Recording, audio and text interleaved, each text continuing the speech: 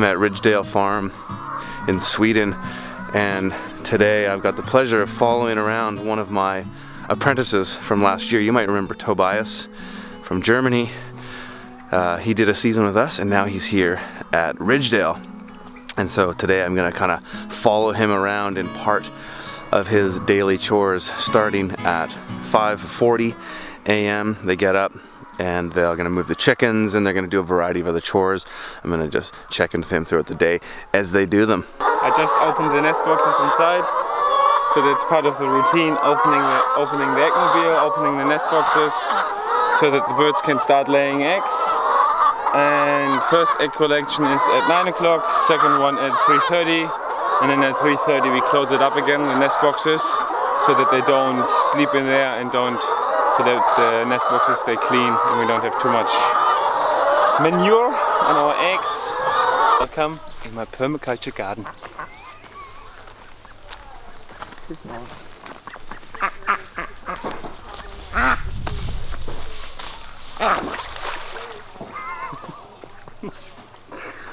Didn't Jeff Lawton once say that ducks are a great thing to have in a garden? Yeah. That's a bunch of bullshit, You don't isn't have a it? slug problem, you only have not enough ducks. A duck deficiency. A duck deficiency, Oh, nice and dry. Nice. That's how I like my beds. So, my day starts at 6 in the morning with the laying hen chores. So you're moving the eggmobiles? Yeah, the eggmobiles. So we have 3 eggmobiles on the pasture, and moving 2 one day, 1 the other day. So we're moving every other day. So I'm waking up at usually 20 to 6, get sorted, and meet Richard at 10 to 6 at the silo. We are filling the buckets with grain to feed for the chickens, go to the field and then feed the eggmobiles first that's not moved, and open it up, and then we're going to move the 1 or 2 other ones. And that's the most time sensitive thing here on the farm, because the chickens are really, well, they live the day with the light, and since now in the summer there is so much daylight, it's really important to be on time, and there is no sleeping in, because the chickens want to get out when it's bright, and at 6 o'clock it's already really light, and that means if we are too late we risk to let chickens squash themselves inside because they're trying to get out. So that's really the most time sensitive thing. Yeah, so then afterwards I'm going to move the turkeys. We have 150 turkeys also on pasture, just the same netting as the chickens, just normal poultry netting, and we move them every day because they forage more, and we also have them following behind the cows. So that means there is not so much grass left, and we don't want to impact the grass too much. So usually we move the turkeys every day. And then we also move the cows, and so that sometimes I'm finished with that by 7 o'clock, and sometimes it takes me until 8. But if I'm finished by 7, I come to the garden and start in the moment a lot of times with watering, because we are in a drought and watering is really important. That's why I'm watering the fresh, like the new transplants in the moment, and I'm going to water the other direct seeded beds in the other block, in the other beds. And today we still have some harvesting to do, so I will harvest some squash later. I will pick some cherry tomatoes. I just picked, what was it, maybe 20-25 kilos of cucumbers, and then we're going to the market tomorrow morning. And so we're going to we also have our biggest restaurant in Avika, 45-minute drive away from here, that we deliver when we're going to the market in Avika once a week. And yeah, then of course in the moment there's also still the back end of having so many people here for the course, which is basic chores, getting everyone organized, answering questions, helping people out, and yeah, trying to have a weekend with the workshop we don't really get a weekend, but that's fine. Yeah. We have a lot of fun in the team, so it's nice. Our days here are structured from 6 to 8 is morning chore. So 6 to 8 is morning chore time. That's where we move all of the animals, laying hens, turkeys, cows. Cows are moved every day, sometimes twice a day. And broilers, we have in the moment 8 broiler pens plus our roller pens. So that means we have still about 1,600 meat birds on pasture, and they will be slaughtered over the next 6 weeks. So we're slaughtering 250 to 300 birds every Monday. Wow. Yeah, it's a lot of... Richard refers to you as Killmaster General. Killmaster General. Well, yeah, I got... so in the moment I'm on kill station, which is a really humbling experience because I grew up in a big city, never had like much contact with animals or food in general, and I think it's a little bit... And then I was a vegetarian for a while and kind of like went into farming in New Zealand and started eating meat again, but all farm raised, it's like home kill, and that was really a good process. Then first seeing to how animals are being killed, and then actually doing the next step of killing them myself is a really, yeah, it's a really powerful experience. Yeah. Because it really makes you aware of how much responsibility you have and how much power you have to interact with your environment. Because you can be you can take life really easy. You can also, in our environment here, we can give life really easy, and with things like moving birds every day, moving birds, moving cows, herbivores every day, we're improving pasture and we're improving the ecosystem, and that makes that's a really powerful experience. But at the same time, you just see, oh well, actually, when I'm just chucking all the plastic in the outdoors, where in every corner, when I'm doing this, when I'm using all of other crappy stuff, it's actually also really easy to destroy it. And I think that's really the feedback with animals and with killing is just so fast, because you have the animal in your hand, you grab it, you stun it with an electroshocker, and then you cut the throat, and a few seconds later it's dead. And then you let it bleed out, you cut the head off, and I'm passing it in. And and then maybe a few days later I have it on my table.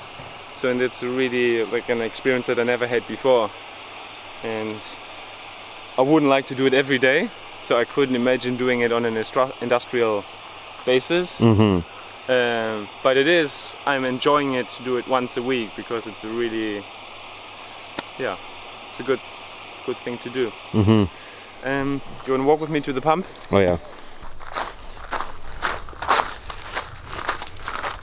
So, as you can see, busy days on the farm, lots of cars parking along the road.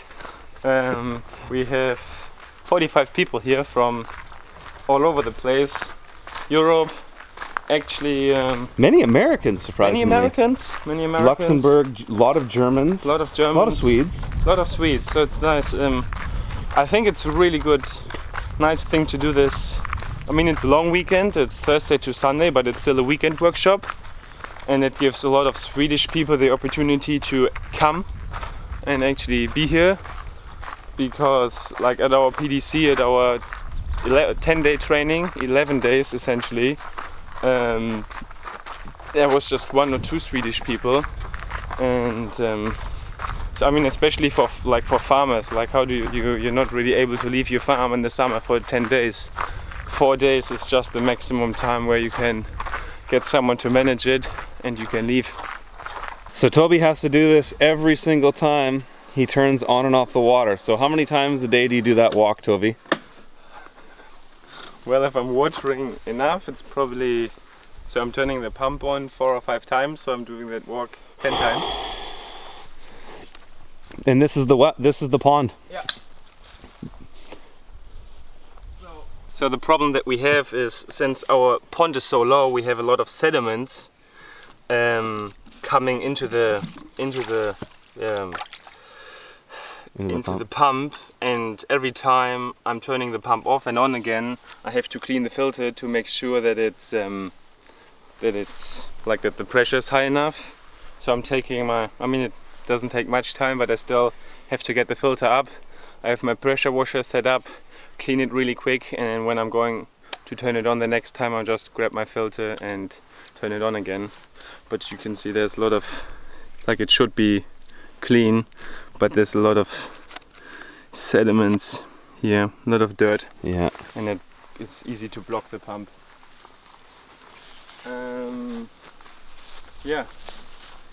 So usually in the spring we would hear a nice stream flowing here, right left to us in the bush. And there's a black pipe over there, that's our intake. So we have an intake from the stream, and the pond would always be full. That pipe here is our outtake. And so the water level was here, and then everything that was, when it was too full, it would overflow and go underneath the road into another pond to So it's a spillway. to spill away. Yeah. So that doesn't get too high. But since we really didn't have rain in 8 weeks, we had one day with 20 minutes of heavy rain, which actually filled up the pond once, but that was it was 8 weeks ago. So I mean, it was dry before too. And then we had rain a couple of days ago, but there was barely anything. There's still no water coming from the stream. So what we did is, actually we did a big mission, and we have those, it's probably a few hundred, like 400-meter pipe coming from a stream up in the forest, and that fills up the pond again, or slowly, so that at least keeps us using the water. And I mean, it's going up again, like it really went up again. I don't know how long, it will probably take another week until it's really full with that flow, but it just makes sure that we're able to use the sprinklers and hand watering. Yeah, because also just now we're not able to use the drip irrigation anymore, because the drip is from the house, from the well, and the government just made an announcement that it's really like that you should really restrict your water use, and because water is limited, and there's still another, like the 2-week forecast looks 33 degrees, burning sunshine, no day of rain. So we're really running into, and the problem is, if the well is running out, it's really like it's a whole mission, because you have to dig it up again. It's not easy then apparently to let it fill by itself. So then you have to get the digger in and do some more drilling. And since we have 45 people here, and we need the well water for ourselves, for drinking, for cleaning, for cooking, so we're on really restricted water now. And yeah, we really just need some rain. So that rain that happened 2 days ago, 2 days ago, was that a noticeable difference in the well? Not at all, hey? Nothing. Because it really poured for maybe 10 minutes, 20 minutes? Yeah, but it was really no, like it didn't make any difference. Wow. I mean, you can see a little bit here. We grazed here. So we cut this, the vineyard is managed by hand, but we came here and grazed here, I think about, must be nearly 3 weeks ago, and there's just no regrowth. So it's just really, we had the cows here, and usually it jumps, like in the spring when we still had a little bit of rain, it was jumping back like this, and we had just really nice green pasture. But in the moment we are really, it looks a little bit more like Kelowna last year. Yeah. Yeah. And usually it's just green. Yeah. Yeah.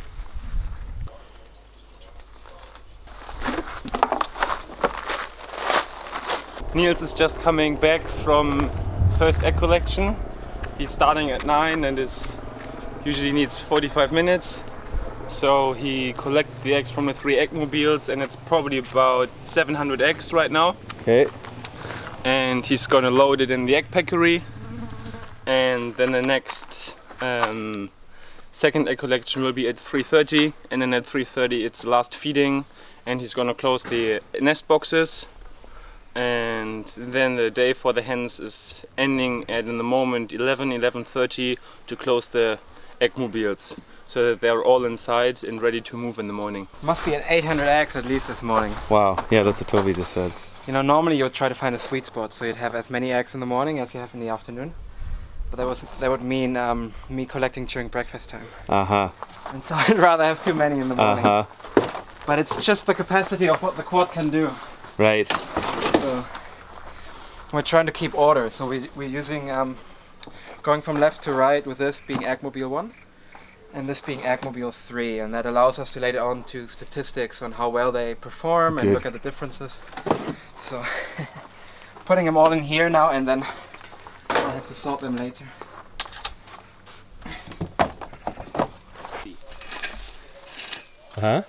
Dusty. Dusty, yeah.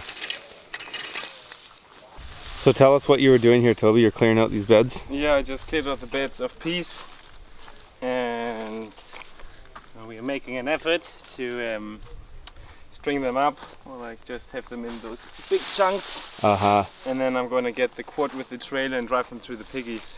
So I'm happy piggies today. They love that stuff to munch on.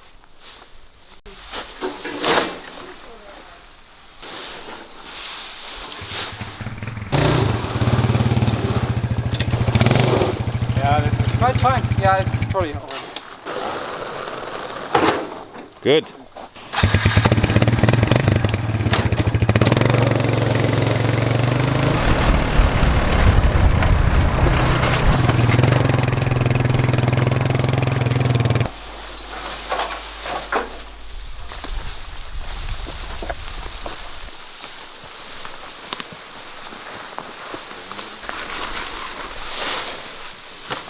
With the rope, yeah?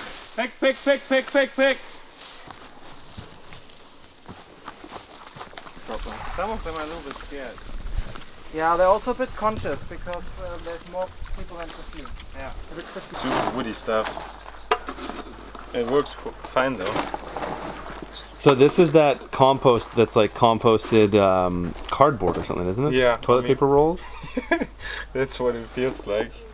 I think that's what it actually is. I think that's what Richard said. Spruce tree. Yeah? Oh, is it? And probably some other weird stuff. But it's mostly. Oh, okay. Mostly spruce trees. There we go. So Toby, how many months has it been now on the farm? 3 months. So it's going towards end July now, and I'm here since mid-April. So 100 days probably. 100 days on the farm. 100 days on the farm. So you've been, you did a whole season at Green City Acres, and now you've done a half season here at Ridgedale. What do you think? And you've learned a lot about the animals. You've learned a lot about the forestry, the chickens, the eggs, and all that. What do you think you want to do when you get into agriculture on your own? What's that going to look like for you? It's definitely going to be like focused on one production, I think, especially to begin with, and that's really clearly in the moment my feeling that it's going to be market gardening, simply because I see it offers the most quality of life for me. It's a really diverse day, and I do a lot of different things while I'm gardening, and I can still have like the potential of having time off, or having an off season, like having a really busy summer, but then also having a more kind of relaxed winter. And I'm really like the experience to work with animals here on a daily basis, to move the chickens, to move the cows, see the pigs, but I also see that the responsibility is just really high, and thing that I would like to have on my farm, but I don't know if I'm like to start with. If I'm up to up for doing it, to have animal enterprise. Yeah. It's animals don't take days off. No, they don't take days off, which is like in a way, which is fine. Oh. Hello. It's your Daily stuff. Yeah. Customer missed his veg box yesterday, so he's picking up now. Okay. Still waiting in the chiller for her. Okay. Yeah, so animals don't take a day off, and that's just, and it's even like, so it's really difficult to take a whole day off with animals. I mean, it's the same with market garden in the summer, but it's just a different, yeah. Well, if you have sprinklers on a market garden, Yeah, you can like you can sprinklers in the technically market take a garden, weekend off. checking the nursery maybe once in the morning, but that's it. And the animals, if you have laying hens, you have to get up at 6 every morning, then you have a break maybe until 9, then you have to do egg collection, then you have a break until 3, then you have second egg collection, then you have a break, and then you have to bring them to bed at 11. At least of like how we're doing it here, and it's a really good way, and it's like you can see that the quality of eggs is really good, and it's obviously the pasture is really benefiting from it, but it's also really, it's a grind to do that every day, and, and you need more land. So, and if I would be about to set up in Germany, it's just market gardening has definitely the lowest barrier to entry to start with, to do something for the beginning, like surely something niche like you did, to cash flow the business. All right, well, that's a day in the life of Tobias Kampoff. Toby's awesome. He has been a good friend and a good mentee. I think he's learned a lot from my farm and here, and I'm really excited to see where he goes in the future. I'll leave his Instagram link below if you guys want to follow his journey as well. So if you like that video, smash the subscribe button, hit the notification button next to it, hit the like button if you liked the video, leave a question or comment below if there's more you want to see. I really appreciate your guys' feedback, and I'm going to be here at Ridgedale for a little bit longer, and you'll see some more videos coming out from here. All right, guys, talk to you later.